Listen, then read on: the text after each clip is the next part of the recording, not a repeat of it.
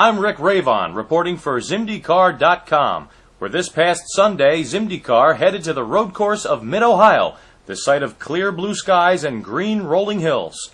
Many drivers look to distance themselves from their rivals on the championship table. As it is still early in the fall season, there are many opportunities ahead. During qualifying, DMS Racing's Mayuki Ishikawa took the pole position early in the session before improving it further with a personal best of 1 minute 6 seconds .3 with less than a minute to go in the session.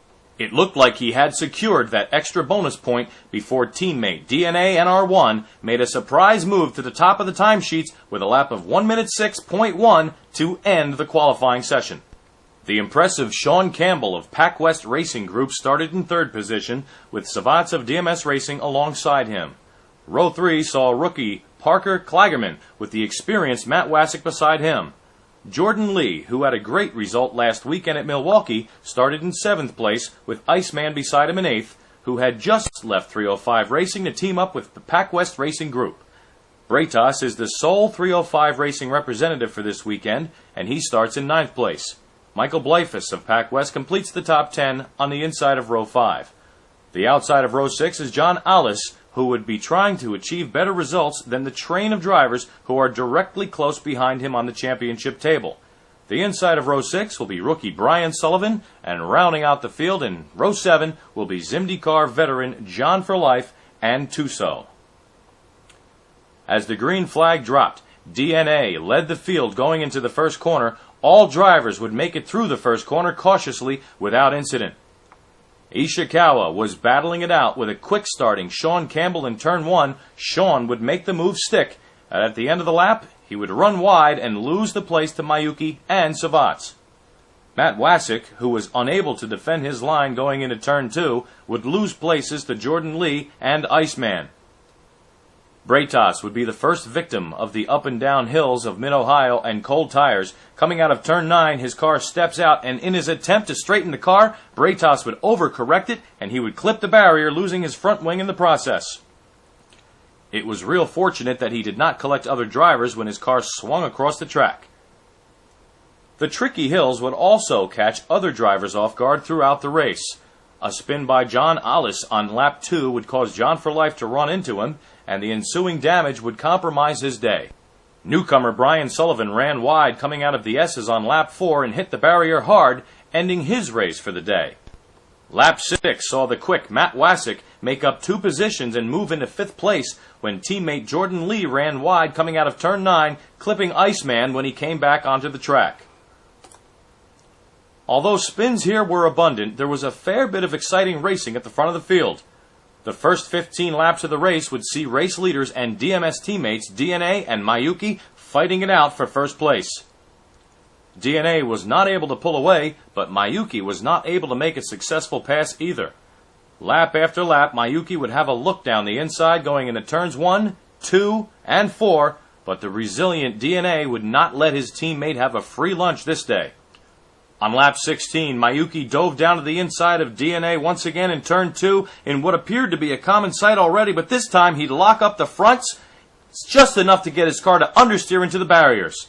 He would make it back to the pits for a new nose, but in the ensuing laps his car would be plagued by electrical problems and he was forced to retire from the race. Savats, who had been driving steadily, picked up the second position with Sean Campbell in third place. Campbell, who had benefited from other drivers' mishaps and early pit stops, had started to pour it on. Matt Wassick, who opted for a 2-stop strategy, would remain in 4th place. On lap 33, John Alls, in an attempt to let Savats put a lap on him, ran wide and spun in the first corner, collecting 7th place Jordan Lee in the process. This would bring out the first and only caution period of the day. The green flag resumed the race on lap 38 with Savats running on the inside of DNA going into the first turn. The 2 DMS teammates touched and sent Savats spinning. With the field bunched on the restart, Sean Campbell and Michael Blyfus were both caught up by the spinning Savats. Extensive damage to the number 1 Pennzoil car would force Savats to crawl back to the pits for a lengthy repair. Wassick, Iceman, and Lee would all benefit from Savats' misfortune. Savats' strong will and pace would allow him to catch up to Jordan Lee in the closing moments of the race. On the final lap, Jordan Lee ran wide in turn 5 under enormous pressure, and Savatz gladly took home a very much needed 5th place. This was not the only final lap nail-biter, however, as an ongoing battle for 2nd place between Campbell and Wasik would see them fight until the very last corner, when Campbell took a better line through the carousel and beat Wasik to the finish line by a mere 1/10 of a second. DNA, who drove magnificently for 50 laps, took the checkered flag for 50 points and an extra 3 points for leading the most laps. Coupled with his qualification bonus, he left Mid-Ohio with the maximum possible number of points for the weekend. Sean Campbell picked up 40 points to move him into 10th place in the drivers' standings with 70, and Wasik moved up to 7th place with 88 points. At the top of the standings, DNA now holds the points lead with 172, with teammate Savatz right on his tail at 170. Defending Zimdycar Series champion Ishikawa's misfortune today dropped him further from the leaders with 130 points in 3rd place. In the middle of the standings, there are less than 20 points, which separate 9 drivers from 9th to 17th position, so there will be plenty of opportunity to gain or lose places in the races to come. Next weekend, Zimdycar will be heading to Iowa Speedway as the fall season hits the midway point. Will it be DNA or Savatz again who come out on top? Can Tuso catch up to Ishikawa in his early season slump and break DMS Racing's 1, 2, 3 at the top of the charts? Join us next weekend at Iowa to find out. Thank you for joining us for this Zimdycar race recap from Mid-Ohio. We'll see you next week at Iowa.